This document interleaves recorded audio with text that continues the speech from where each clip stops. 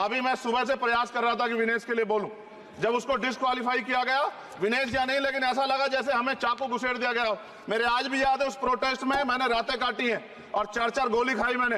ये देश की अस्मिता से जुड़ा मामला था, पर हमारी मांग ये थी कि सरकार स्टैंड क्लियर कर दे, तब भी सुनवाई नहीं की गई।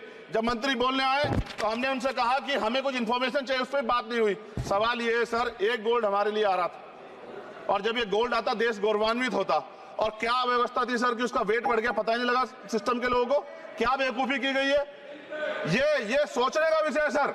ये बहुत महत्वपूर्ण, देश की बेटी का मामला है। ये हरियाणा की बेटी नहीं है सर, वो एक जात की बेटी नहीं है, वो हमारी बहन है, देश की बेटी है। और आपने क्या किया हरियाणा के साथ? आपने हरियाणा का बजट कम किया, जबकि सबसे ज्यादा मेडल हरियाणा लेके आता है। ये गलत है सर, ये धोखा है। हमें इस बात की तकलीफ है कि विनेश जो है देश का नाम गौरवान्वित करती, इस देश का नाम बढ़ाती, लेकिन आज जो है अपमान का सामना करना पड़ रहा है। जब हमारे हितों की बात होगी हम जो है समझौता कर सकते हैं, लेकिन जब देश के हितों की बात होगी, बाबा साहब अम्बेडकर ने कहा था हम प्रथम और अंत्य भारतीय हैं। जब देश हितों की बात होगी, महिला हितों की बात होगी, महिला सम्मान की बात होगी, और हम कीमत चुका देंगे। सरकार के मंत्री ने क्या कहा कि हमने इतने पैसे दिए, एहसान किया क्या?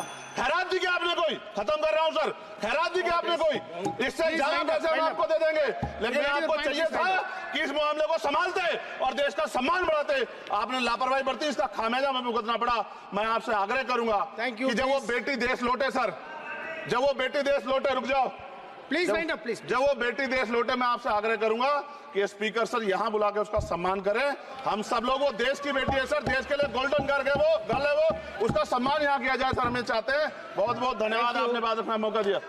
महिला विरोधी चुप रहे। थैंक यू कोई महिला विरोधी नहीं बोलेगा बीच में। श्री विशाल पटेल प्लीज।